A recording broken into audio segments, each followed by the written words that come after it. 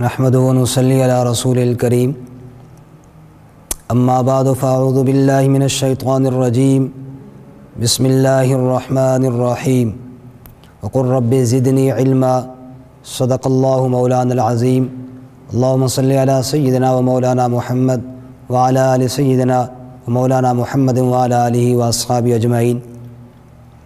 معزز سامعین اور عزیز طلباء کرام، آج کی اس محفل میں مختصر سی چند باتیں علم کی فضیلت کے بارے میں عرض کرنا چاہوں گا، جو بالعموم ہر ایک کے لیے اور بالخصوص مجھ جیسے طلباء کے لیے زیادہ مفید کے باعث ہوں گی انشاءاللہ۔ سب سے پہلی بات تو یہ ہے کہ علم حاصل کرنے والا طالب علم، اس کا اللہ کے ہاں اتنا اونچا مقام ہے، اس کی نسبت ان لوگوں کے ساتھ ہوتی ہے جنہوں نے اللہ کے انبیاء سے علم حاصل کیا۔ میرے بھائیوں، یہ مت سمجھیے گا کہ علم حاصل کرنے کے لیے چھوٹا ہی ہونا پڑتا ہے اور چھوٹا ہی بندہ جا کے علم حاصل کر سکتا ہے۔ علم حاصل کرنے کے لیے موسیٰ کلیم اللہ بھی جا رہے ہیں، قرآن میں اللہ بیان کرتے ہیں۔ سورۃ الکہف میں واقعہ موجود ہے، موسیٰ علیہ السلام کا اپنے ساتھی حضرت یوشع بن نون کو لے کر موسیٰ علیہ السلام چل پڑے۔ اذ قال موسیٰ لفتاہ لا ابرح حتی ابلغ مجمع البحرین او امضی حقبا۔ موسیٰ علیہ السلام اپنے ساتھی یوشع بن نون سے کہہ رہے ہیں ہم جائیں گے، چلتے جائیں گے مجمع البحرین، دو دریاؤں کے ملنے کی جگہ تک وہاں جائیں گے۔ میں سارا واقعہ نہیں سنا رہا ہوں، اشارہ صرف کر رہا ہوں۔ وہاں گئے، خضر علیہ السلام سے ملاقات ہوئی۔ اللہ نے حکم دیا تھا اے میرے موسیٰ آپ جائیں وہاں سے کچھ سیکھ کر آئیں۔ اللہ تعالیٰ بتانا یہ چاہتے تھے طالب علم اپنے آپ کو کم تر نہ سمجھے، طالب علم اتنی شان والا ہے کہ میرے موسیٰ کلیم بھی علم حاصل کرنے کے لیے جا رہے تھے۔ وہاں جب گئے، موسیٰ علیہ السلام کی ملاقات خضر علیہ السلام سے ہوئی اور وہاں آپ نے ان کے پاس جا کر داخلہ لیا، آج کی زبان میں یوں کہیں۔ اس داخلے کے وقت جو بات چیت طے ہوئی اس کا تذکرہ اللہ قرآن میں کرتے ہیں۔ موسیٰ علیہ السلام کہنے لگے قال هل اتبعک علی ان تعلمنی مما علمت رشدا، ہم آپ کے پاس آئے ہیں، ہم آپ کی اتباع کریں گے تاکہ آپ ہمیں وہ علم سکھائیں جو اللہ نے آپ کو سکھایا ہے۔ معلوم ہوا طالب علم کو اپنے استاذ کی اتباع کرنی چاہیے، چاہے طالب علم موسیٰ جیسا کیوں نہ ہو علیہ الصلاۃ والسلام۔ موسیٰ کلیم اللہ جیسا طالب علم جب گیا تو طالب علم بن کر گیا اور کہنے لگے میں آپ کی اتباع کروں گا، آپ مجھے سکھا دیجیے جو اللہ نے آپ کو سکھایا ہے۔ اتنی بڑی شان کہ موسیٰ علیہ السلام جیسا بندہ اتباع کے لیے کہہ رہا ہے، یا اللہ اتنی شان کیسے ملی ان کو؟ اللہ کریم فرماتے ہیں فوجد عبدا من عبادنا آتیناہ رحمتا من عندنا وعلمناہ من لدنا علما۔ اتنی شان ان کو اس لیے ملی، ایک تو میری رحمت ان کو عطا ہوئی، دوسرا میں نے ان کو علم عطا فرمایا۔ جس کے پاس علم آ جائے اس کی شان اللہ بلند کر دیا کرتے ہیں۔ اچھا، آگے خضر علیہ السلام نے کیا کہا؟ قال انک لن تستطیع معی صبرا، حضرت آپ داخلہ نہ لیں۔ کیوں جی؟ کہ آپ صبر نہیں کر سکیں گے، اور علم حاصل کرنے کے لیے صبر بڑا ضروری ہے، طالب علم کے لیے صبر بڑا ضروری ہے، صبر آپ نہیں کر پائیں گے۔ قال ستجدنی انشاء اللہ صابرا ولا اعصی لک امرا، کہ انشاءاللہ میں صبر بھی کروں گا اور آپ کی نافرمانی بھی نہیں کروں گا۔ اللہ تعالیٰ نے قرآن کے اندر بتا دیا طالب علم کو چاہیے صبر کرے، اپنے استاذ کی نافرمانی نہ کرے، تب جا کے اس کو علم حاصل ہوتا ہے۔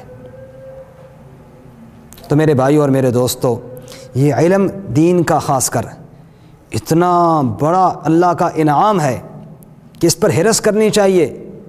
یہ حرص ہی تو تھی جب جبرائیل علیہ السلام وحی لے کر آتے، آپ صلی اللہ علیہ وسلم کو سناتے، تو آپ اس کی حرص میں کہیں بھول نہ جائے، آپ ساتھ ساتھ پڑھتے رہتے۔ اللہ نے فرمایا لا تحرک به لسانک لتعجل به ان علینا جمعہ وقرآنہ، میرے حبیب آپ ساتھ ساتھ پڑھا نہ کریں، چپ کر کے سنیں، میں اللہ خود آپ کو یاد کروا دوں گا، آپ کے سینے میں جمع کر دوں گا۔ یہ علم کی ہرس ہی تو تھی، اور کیوں نہ ہوتی۔ خود اللہ نے فرمایا قل رب زدنی علما، میرے محبوب صلی اللہ علیہ وسلم مجھ سے علم میں اضافے کی دعا مانگا کیجئے۔ تو علم کی ہرس اللہ کے نبی صلی اللہ علیہ وسلم ہی کو تھی، اور یہ علم کی ہرس ہی تھی کہ 8 یا 6 سال کے عمر بن سلمہ رضی اللہ تعالیٰ عنہ امام بن گئے۔ ان کا گھر تھا، راستے میں لوگ آتے، قافلے آتے نبی پاک صلی اللہ علیہ وسلم کے پاس، واپس پلٹتے یہ راستے میں پوچھتے بھائی کوئی کیا فرمایا اللہ کے نبی نے، کوئی نئی آیت بتائیے، وہ آیت بتاتے یہ یاد کر لیتے، اگلے قافلے سے پھر جناب سنا تو وہ یاد کر لیتے۔ ابھی یہ عمر تھوڑی تھی، صحابہ کو جب پتہ چلا کہ امامت وہ کرائے جس کو قرآن زیادہ یاد ہو، تو انہوں نے ان کو اپنا امام بنا لیا۔ یہ علم ہی کی وجہ سے اللہ نے فضیلت عطا فرمائی۔ عبداللہ بن عباس رضی اللہ تعالیٰ عنہ کے نام پہ مفسرین کا اعتماد کیوں ہے؟ کہ رسول اللہ صلی اللہ علیہ وسلم نے دعا دی تھی یا اللہ ان کو قرآن کا علم عطا فرما۔ بڑا مشہور واقعہ ہے ہارون الرشید کا کہ جمعہ کی نماز کے بعد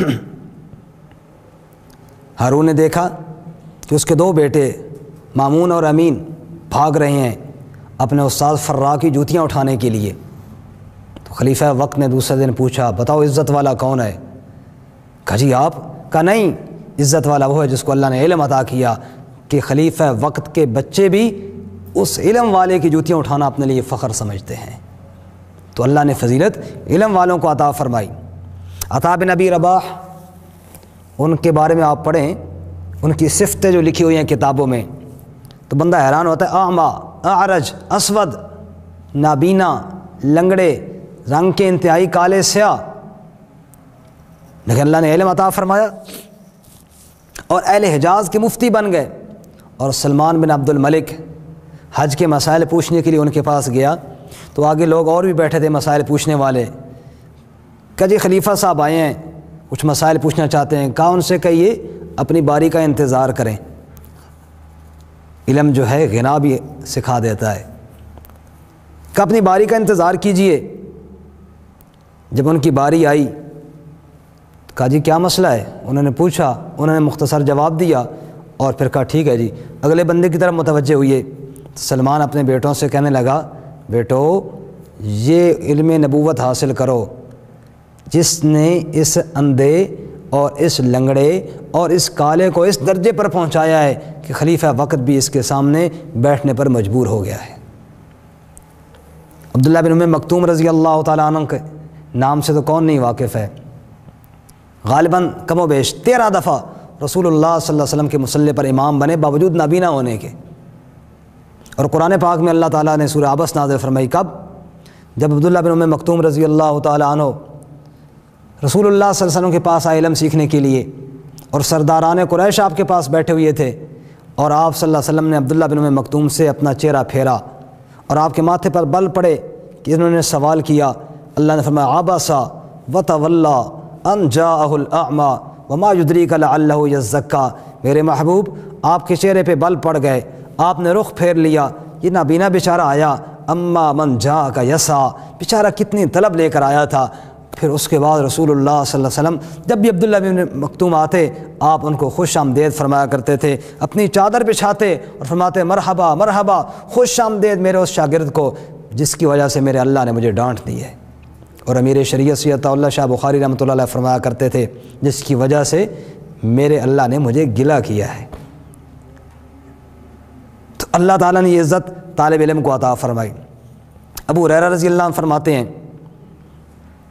میں نبی پاک صلی اللہ علیہ وسلم کے راستے میں بیٹھا تھا، بھوک سے نڈھال، آپ تشریف لائے، بڑا مشہور واقعہ آپ کا معجزہ، مجھے ساتھ لے کر گئے، گھر میں کھانے کا پوچھا تو 1 پیالہ دودھ کا ملا، کا صفحہ کے باقی طلباء کو بھی بلا کے لے آؤ، مجھے حکم دیا، میں سب کو پلاتا گیا، سارے پیتے گئے، آخر میں بچا، کہا ابو ہریرہ پی لے، میں نے پیا، کہا اور پی، میں نے اور پیا، کہا اور پی، میں نے کہا اور پیا، میں نے کہا یا رسول اللہ بس اور گنجائش نہیں۔